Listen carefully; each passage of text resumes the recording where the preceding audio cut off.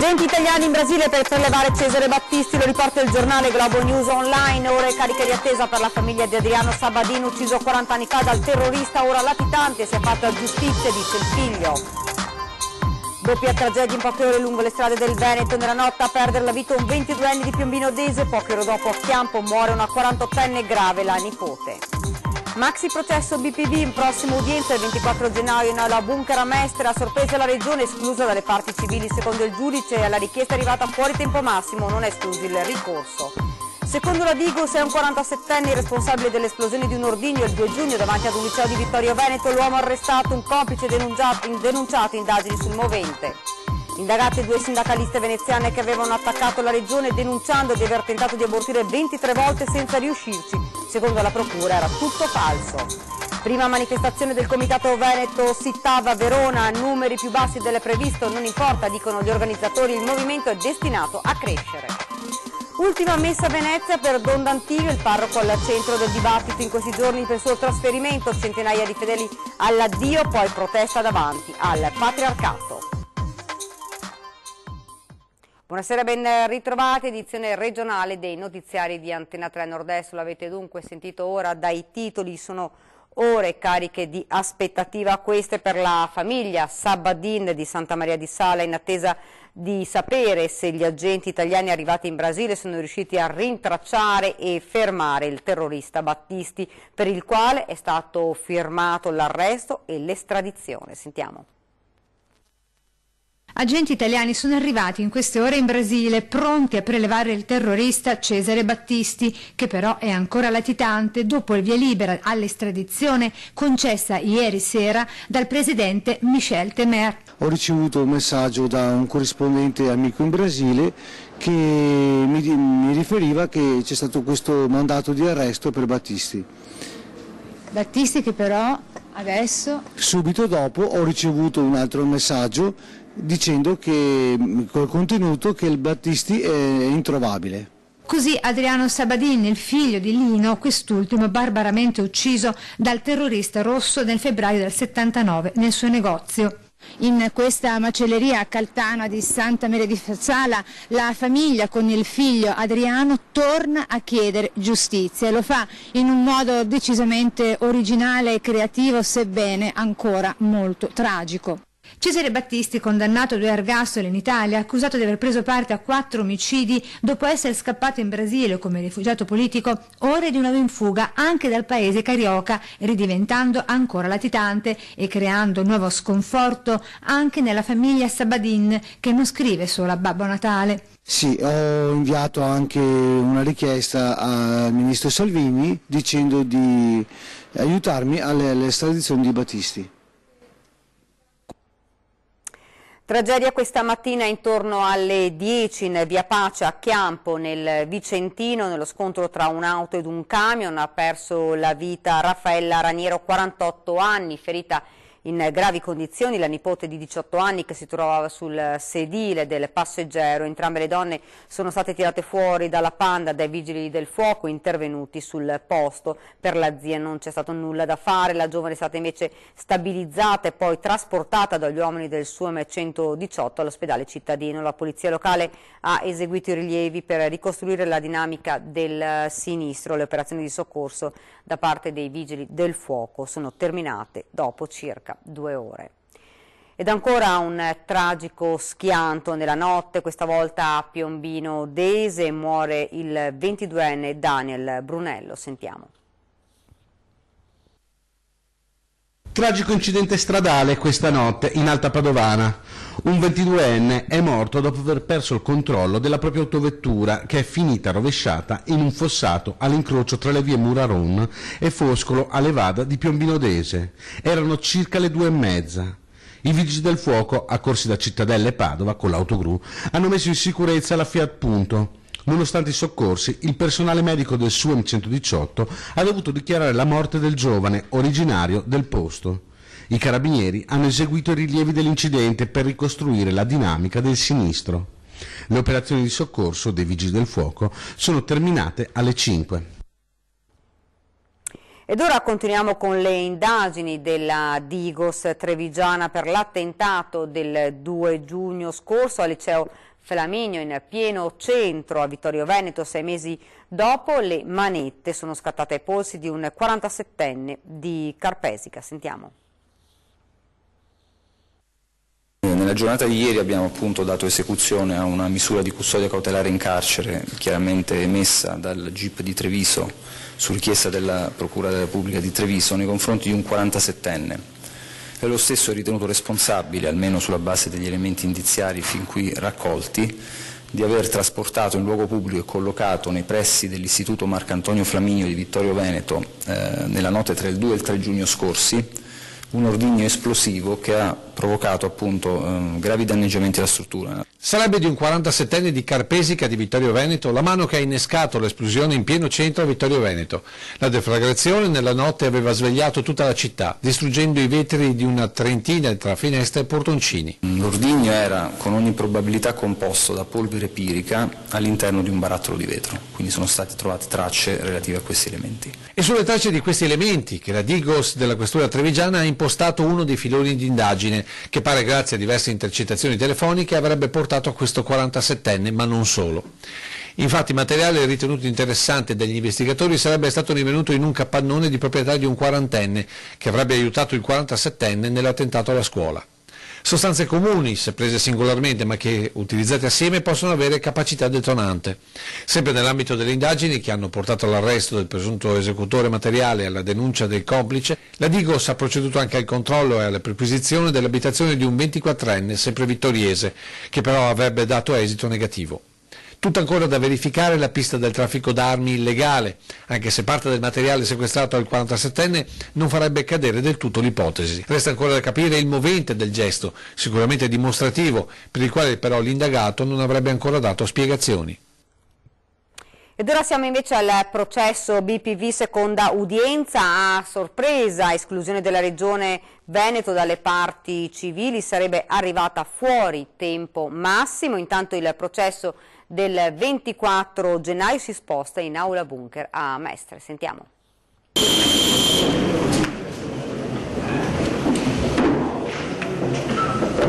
Processo Banca Popolare di Vicenza, nuovo round, probabilmente l'ultimo in tribunale a Borgoberga. Le udienze infatti è deciso si spostano dal 24 gennaio in aula bunker a Mestre, ma non è l'unica notizia della giornata. A sollevare scalpore la decisione del giudice Lorenzo Miazzi di escludere la costituzione di parte civile della Regione Veneto e di altri soggetti. Sarebbero arrivate fuori tempo massimo, ovvero dovevano essere presentate entro la prima udienza del 1° dicembre.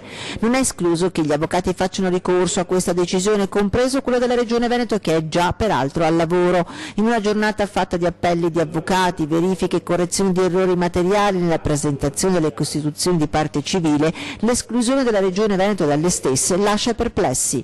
Intanto è fitto il calendario delle udienze che la Corte ha stabilito da gennaio a luglio e tutte previste in aula bunker a Mestre. Per noi non cambia nulla, noi ci saremo, tutti gli operatori ci saranno, gli avvocati ci saranno, le associazioni ci saranno, non è un problema, andiamo avanti. La speranza di tornare a Vicenza non appena il Presidente Rizzo avrà concluso questa gran iniziativa che sta cercando di perseguire per mantenere il processo a Vicenza. La prima udienza dopo la pausa natalizia per il 24 gennaio sarà probabilmente destinata alle eccezioni degli avvocati e degli imputati sulle costituzioni di parte civile, ma tra gennaio e febbraio sono 11 le udienze fissate a distanza di pochi giorni una dall'altra, un tour de force. In agenda, anche se non ancora sicuri se si rimarrà a Mestre, il giudice Miazzi ha fissato altre 28 udienze dal 2 aprile al 16 luglio.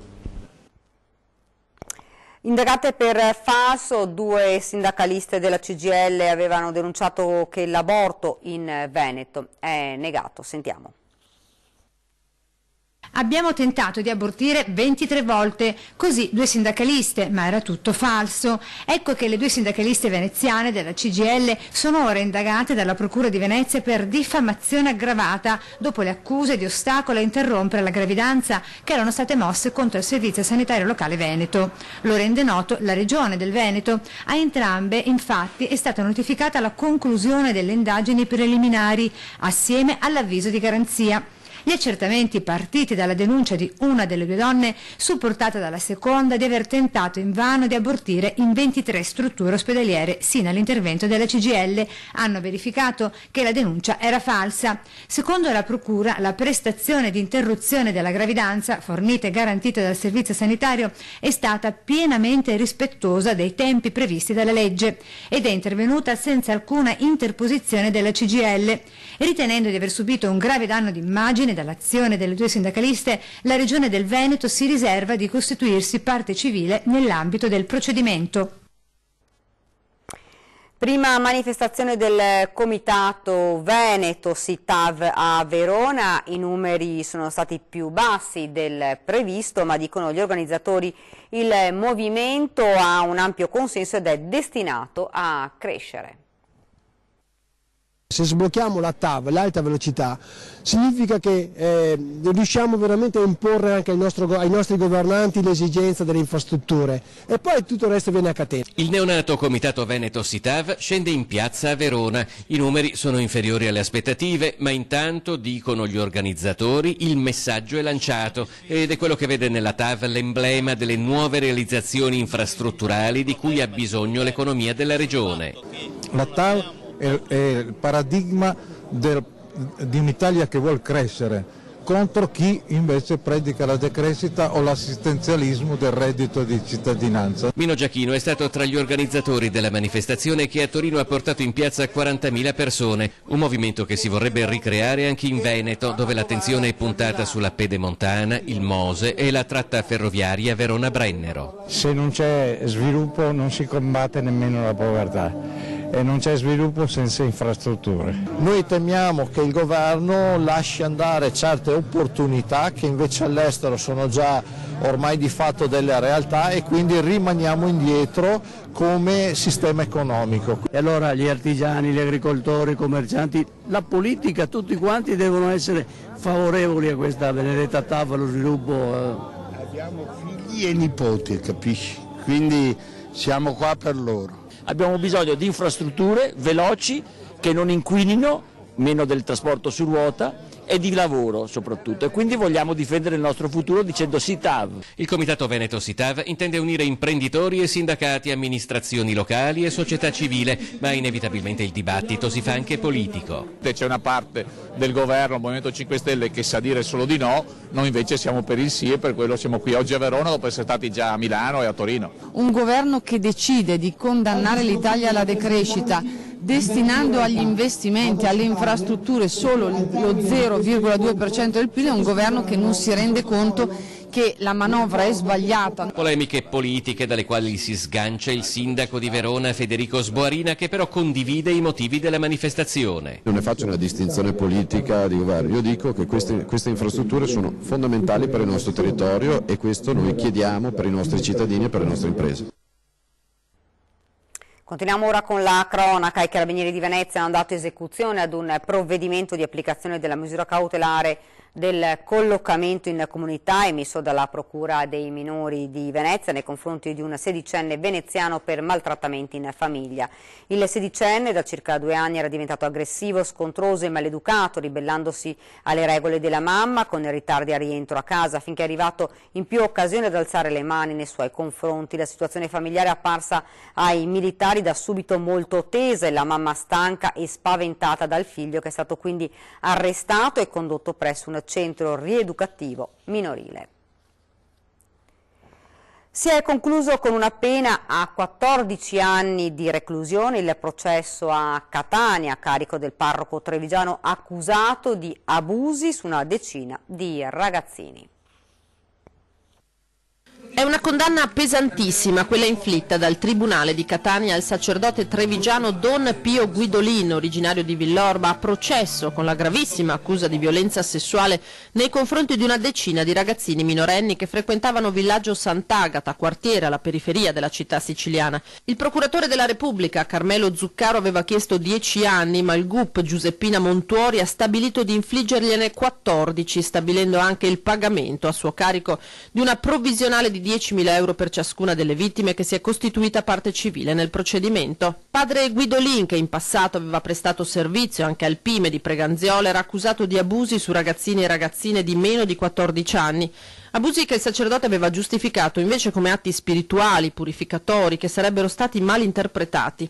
La comunità aveva a lungo difeso il prete, aumentando così la sofferenza delle giovanissime vittime, al punto che un ragazzo aveva anche tentato il suicidio. Dalle carte dell'indagine è emersa una realtà sconcertante che ha portato infine alla severa condanna.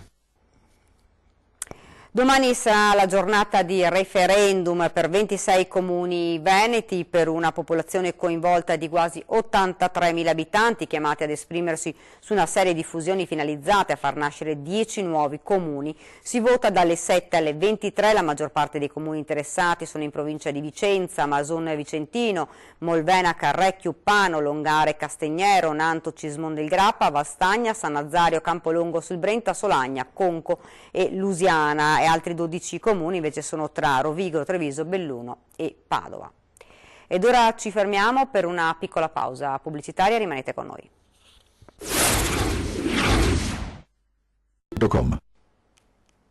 Siamo tornati nuovamente in studio con l'edizione regionale dei notiziari di Antenna 3, ultima messa di Don d'Antiga a San Zuliano, e prima del trasferimento centinaia di fedeli hanno riempito la chiesa tra commozione e amarezza.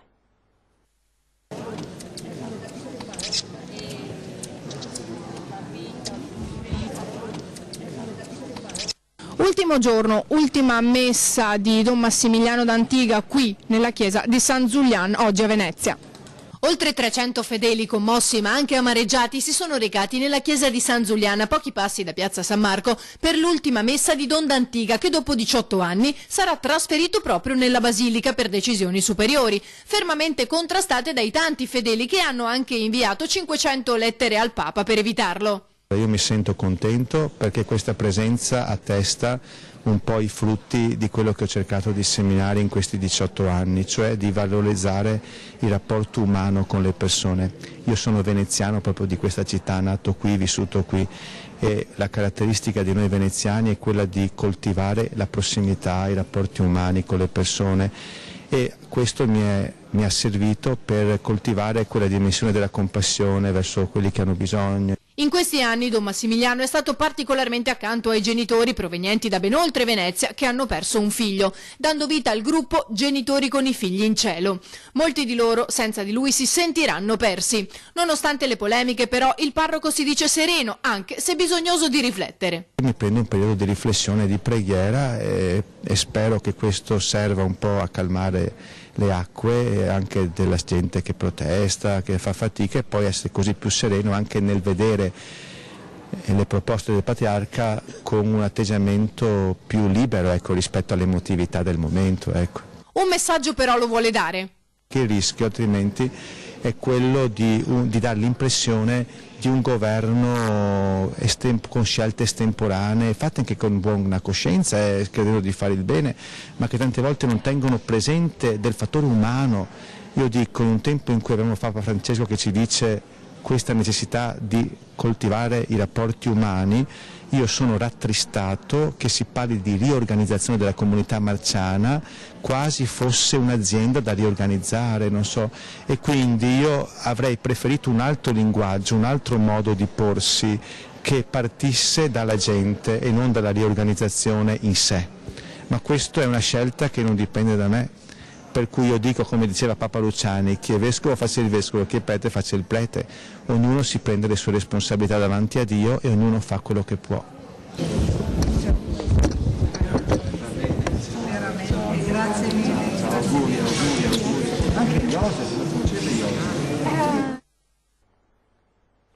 Al termine della messa un gruppo di fedeli agguerriti si è poi recato dal Patriarca Moraglia, che li ha accolti nonostante il loro atteggiamento. Hanno recitato un rosario di protesta davanti al Palazzo Patriarcale e poi una cinquantina di fedeli sono entrati nell'atrio della Curia, dove il Patriarca Moraglia li ha incontrati. Io ho perso la fede, sono sincera, perché ho perso mio figlio 8 anni fa. E da 1 anno e mezzo è morto anche mio marito, sicché sono da sola. lui mi ha risollevata, ho trovato la forza di andare avanti perché non ci riuscivo, ero a terra. Io vorrei avere il diritto di avere Don Massimiliano. I toni non erano certo dei più miti e il patriarcato in una nota ha espresso successivamente vero dispiacere per questo, assicurando comunque la continuità delle iniziative messe in piedi da Don D'Antiga. Abbiamo bisogno in San Marco di una persona, lui ha detto, io non voglio parlare di casi personali, però quando una persona dice che ha il carisma dell'ascolto e dell'accoglienza, che ascolta le persone e accoglie, io lo mando dove è possibile confessare e abbiamo bisogno di confessioni, dove si celebra l'Eucaristia, che è la cosa più grande che un prete che possa fare, nella chiesa maggiore della diocesi, che è la cattedrale di San Marco. E le dico anche un'altra cosa, non lontano da dove era prima, con la possibilità, scusate, con la possibilità di seguire il gruppo dei genitori che hanno giovani in cielo, cosa che è stata detto subito a tutti già domenica sera. Nel lungo confronto con i fedeli, il patriarca ha raccontato che lui stesso in passato si è trovato in una situazione simile. Quando il vescovo mi ha detto tu devi lasciare, io mi ricordo che nell'ultima messa i ragazzi hanno detto andiamo noi dal cardinale e gli diciamo che ti lasci. Gli ho detto non lo fate, perché se faceste una cosa del genere io avrei fallito con voi. Loro hanno pianto ed è stata una delle poche volte in cui ho pianto nella mia vita e non riuscivo a finire la predica. Nonostante l'atteggiamento ostile di alcuni fedeli nei suoi confronti, Moraglia si è dimostrato sempre capace di ascoltare e soprattutto rassicurare chi si trovava lì. Prima di chiudere vi ricordo che è tornata la nostra rubrica di Antenna 3 sui vostri presepi. Continuate ad inviarci le immagini o segnalateci le vostre creazioni, le nostre telecamere verranno nelle vostre case, lo potete fare chiamandoci o inviandoci filmati al numero o alla mail che vedete ora in sovraimpressione. E questa per noi è l'ultima notizia, io vi lascio come di consueto alle nostre previsioni del tempo, grazie davvero per averci seguito e buona serata.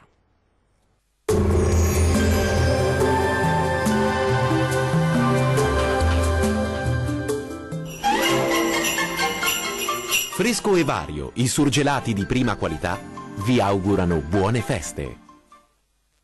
Ben ritrovati al meteo. Qualche fenomeno sulle nostre regioni, ma tempo in prevalenza buono. Vediamo il dettaglio. Sul Veneto il cielo risulterà molto nuvoloso e spesso anche coperto. Il tempo risulterà più asciutto e anche soleggiato al mattino. Col passare delle ore precipitazioni via via più diffuse e localmente anche miste a neve sui settori occidentali della nostra regione. Temperature fredde con minime tra -5 e -1. Massime comprese invece tra 2 e 5 gradi. Diamo ora uno sguardo al Friuli Venezia Giulia.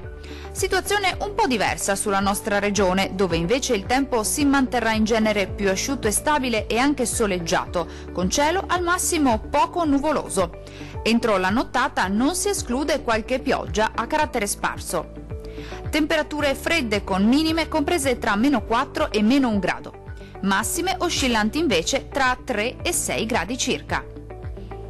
Vediamo infine la situazione del Trentino Alto Adige. Sarà molto simile, con la grafica che ci mostra una giornata asciutta e stabile. Ampio soleggiamento infatti su tutti i settori, con il cielo che si presenterà sereno o al massimo poco nuvoloso ovunque.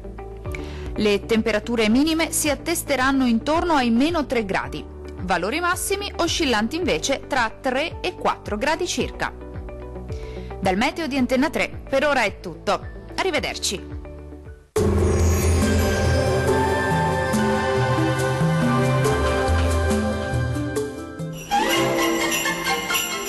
Fresco e Vario, i surgelati di prima qualità, vi augurano buone feste.